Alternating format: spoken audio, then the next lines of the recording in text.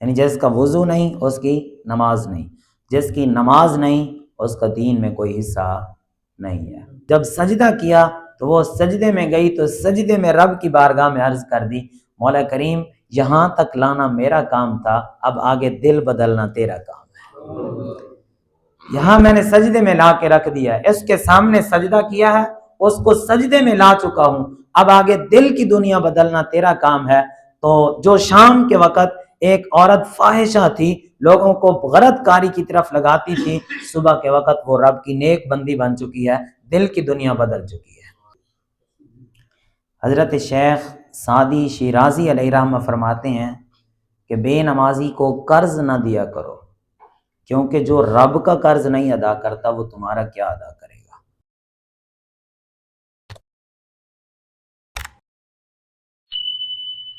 آج کا ہمارا موضوع نماز کی اہمیت اور فضیلت ہے۔ اللہ تبارک و تعالی نے قرآن پاک میں کچھ لوگوں کا حال بیان فرمایا جو جہنم میں جا رہے ہوں گے۔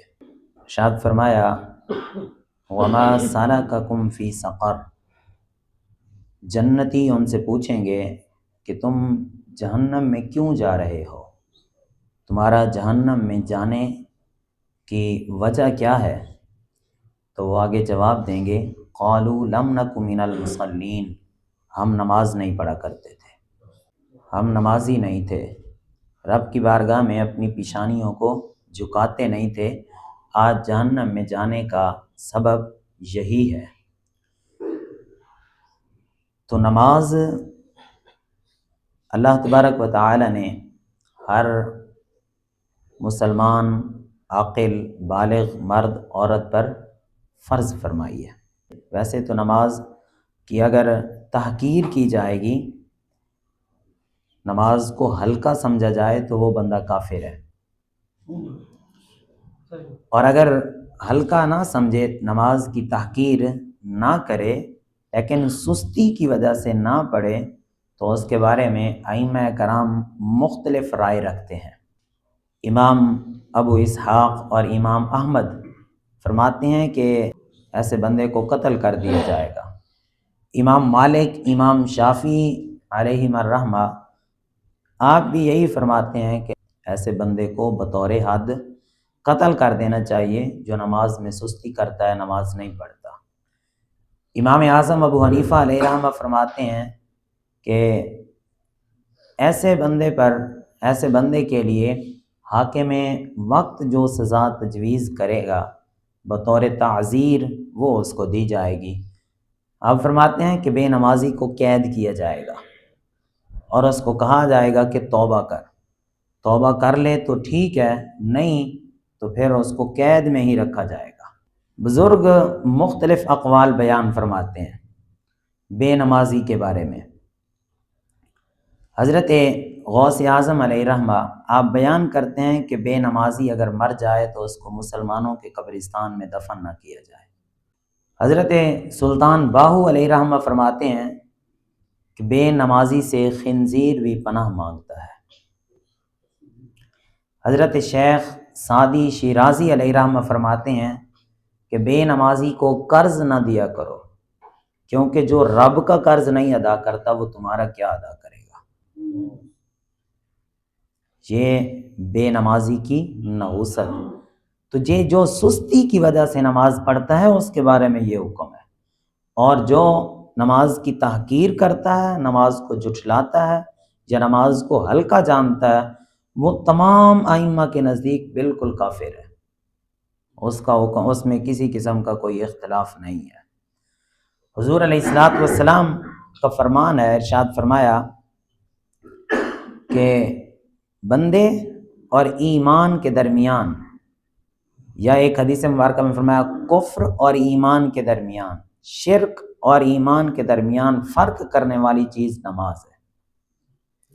صحابہ فرماتے ہیں کہ ہمارے دور میں ہم نے اگر فرق کرنا ہوتا کہ مومن اور کافر دیکھنے ہوتے تو ہم دیکھتے تھے جو نماز پڑھتے تھے ہم ان کو مومن سمجھتے تھے، جو نہیں پڑھتے تھے ہم ان کو کافر سمجھتے تھے۔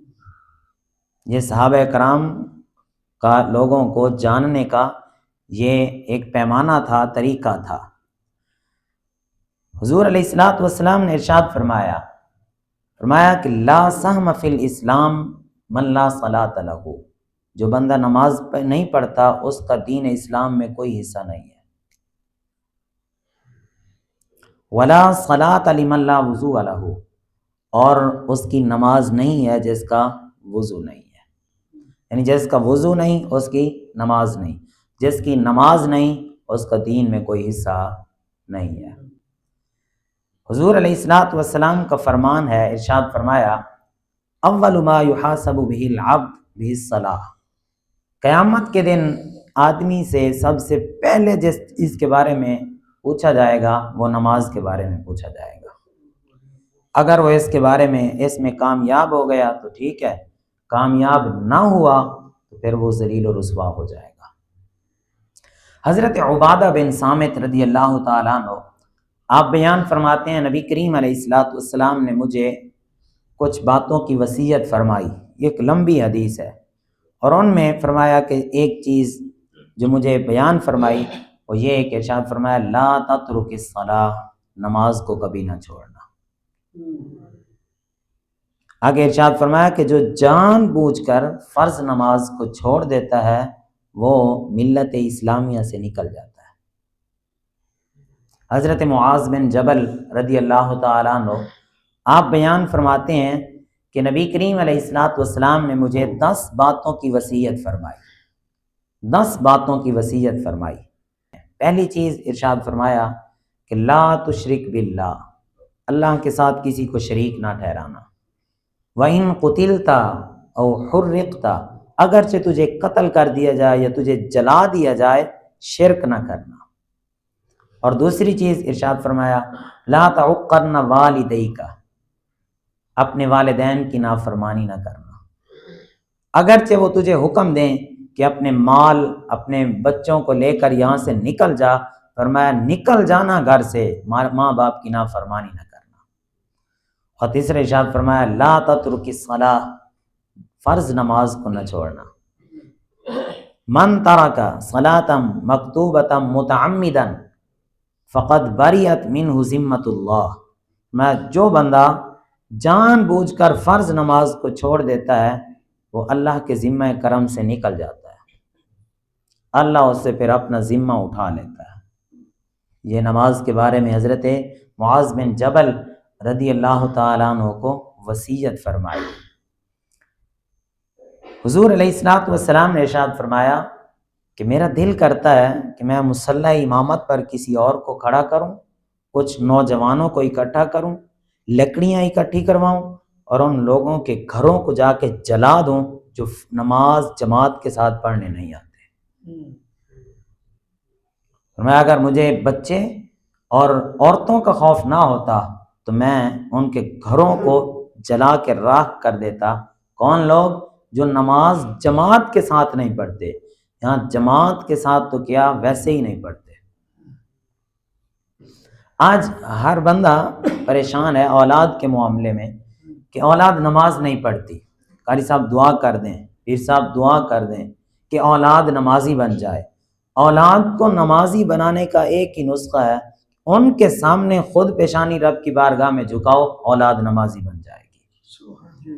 جب ان کے سامنے ہم خود ہی نماز نہیں پڑھیں گے تو اولاد نے نماز نہیں پڑھنی۔ معراج کی رات جب نبی کریم علیہ الصلوۃ والسلام معراج پر گئے، مختلف لوگوں کو دیکھا، عذاب ہو رہا تھا، تو ایک جگہ دیکھا کہ کچھ لوگوں کے سر پتھر کے ساتھ کچلے جا رہے ہیں، پتھر لگتا ہے سر کچل دیا جاتا ہے، پھر وہ پتھر جب دور کیا جاتا ہے پتھر کے دوبارہ آنے تک سر ٹھیک ہوتا ہے، پھر پتھر لگتا ہے کچل دیا جاتا ہے۔ پوچھا من ہؤلاء یا جبریل، اے جبریل یہ کون ہے؟ تو حضرت جبریل نے عرض کیا یا رسول اللہ صلی اللہ علیہ وسلم یہ وہ لوگ ہیں جن کے سر نماز سے بوجھل ہوتے تھے، یعنی رب کی بارگاہ میں پیشانیاں نہیں جھکاتے تھے۔ حضرت بایزید بسطامی علیہ رحمہ آپ جب بسطام شہر میں آئے دین کی تبلیغ کرنے کے لیے، دین کی شمع روشن کی، دین کے علم سے بسطام شہر کو منور کیا، لوگ دھڑا دھڑ دین اسلام کی طرف مائل ہو رہے تھے، تو ایک فاحشہ عورت اس نے آ کر ایک جگہ ڈیرا لگایا اور لوگوں کو غلط کاری کی طرف، لوگوں کو گمراہی کی طرف، زنا کی طرف دعوت دیتی تھی۔ شام کے وقت لوگ اس کے پاس جایا کرتے تھے۔ تو حضرت بایزید بسطامی علیہ رحمہ کو کسی نے بتایا کہ آپ کے شہر میں ایک عورت ہے جو آپ جو کام کر رہے ہیں وہ اس کے خلاف کر رہی ہے، آپ جو علم کی شمع روشن کر رہے ہیں وہ اس کو بجھانا چاہ رہی ہے، آپ لوگوں کو دین کی طرف لے کے آ رہے ہیں وہ دور کرنا چاہ رہی ہے۔ تو آپ نے مسلح اٹھایا اور اگلے دن جا کے اس کے دروازے پر بچھا دیا۔ شام کا وقت ہوا، جو بھی بندہ آتا، جو اس عورت کا گاہک آتا، وہ دیکھتا حضرت بایزید بسطامی علیہ رحمہ کو تو وہ واپس چلا جاتا۔ جب رات کافی ہو گئی تو اس نے کھڑکی کھول کر آواز دی کہ اے شخص تو کون ہے؟ تو یہاں پر تجھے رب کی عبادت کرنے کی جگہ ملی ہے اور کہیں جگہ نہیں؟ تو کہا رب کی عبادت ہی کرنی ہے، جہاں مرضی کروں، تجھے کچھ ہے؟ رب کی عبادت کرنی ہے۔ وہ کہنے لگی میرے گاہک رکے ہوئے ہیں، میرے گاہک نہیں آ رہا ہے، میری روزی کا دھندا ہے۔ تو حضرت بایزید بسطامی علیہ رحمہ نے کہا کہ آج کی رات میں تیرا گاہک ہوں۔ اس کے ساتھ پیسے مکائے، مزدوری جو وہ لیتی تھی، خرچہ وغیرہ۔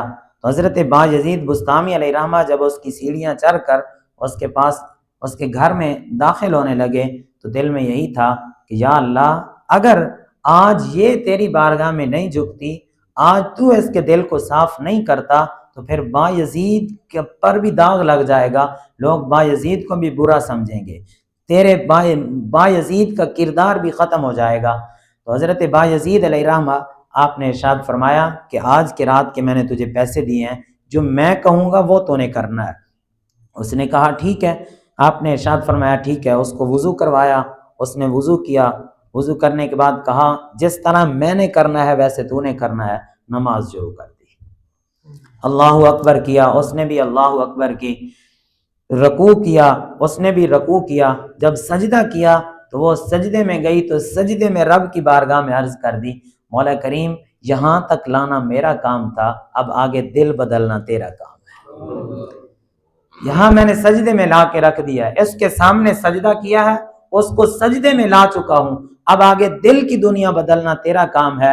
تو جو شام کے وقت ایک عورت فاحشہ تھی، لوگوں کو غلط کاری کی طرف لگاتی تھی، صبح کے وقت وہ رب کی نیک بندی بن چکی ہے، دل کی دنیا بدل چکی ہے۔ ایک بزرگ فرماتے ہیں میں جا رہا تھا راستے میں تو میں نے دیکھا کہ ایک شرابی بندہ جو ایک نالی میں گرا ہوا ہے، اس کا منہ گندگی کے ساتھ بھرا ہوا ہے، نشے میں تھا، اس کو کوئی ہوش نہیں تھا۔ فرماتے ہیں میں نے اس کو دیکھا کہ ایک بندہ ہے کوئی گرا ہوا، تو اس کو اٹھایا اور اس کا منہ دھلایا، منہ دھلانے کے بعد اس کو سائیڈ پہ کیا، اس کو صاف ستھرا کیا تو چلا گیا۔ فرماتے ہیں جب میں نے یہ کام کیا رات کے وقت، صبح مسجد میں جب میں تہجد پڑھنے کے لیے گیا تو میں نے دیکھا کہ وہی شخص مجھ سے بھی پہلے مسجد میں بیٹھا ہے۔ تو میں نے رب کی بارگاہ میں عرض کی مولا کریم ماجرا کیا ہے کہ یہ شام کے وقت تو ایک شرابی تھا، اس کو نجاست پاکی پلیدی کا بھی پتہ نہیں تھا، نشے میں تھا، اب یہ تیری بارگاہ میں آ چکا ہے مجھ سے بھی پہلے۔ تو ارشاد فرمایا اے میرے بندے تو نے اس کا منہ صاف کیا ہے، میں نے اس کا دل ہی صاف کر دیا ہے۔ تو ہمیں اولاد کے منہ صاف کرنا ہوں گے، ہمیں اولاد کو رب کی بارگاہ میں جھکانا ہوگا۔ حضرت معاذ بن جبل رضی اللہ تعالیٰ عنہ کو 10 باتوں کی وصیت فرمائی نا، تو آخری جو 3 باتیں ہیں وہ اولاد کے بارے میں ارشاد فرمائی۔ فرمایا اپنی اولاد کی ضروریات کو پورا کرنا، دل کھول کر اولاد پر خرچ کرنا، جہاں اولاد کو ضرورت پڑے ان کے اوپر خرچ کرنا۔ آخری وصیت ارشاد فرمایا کہ اپنی اولاد سے ڈنڈے کو بھی اٹھا نہ لینا، اپنی اولاد پر ڈنڈے کو بھی لٹکا کے رکھنا ہے۔ اور ارشاد فرمایا آخری وصیت، ارشاد فرمایا اپنی اولاد کے دل میں خدا کا خوف بھی پیدا کرنا۔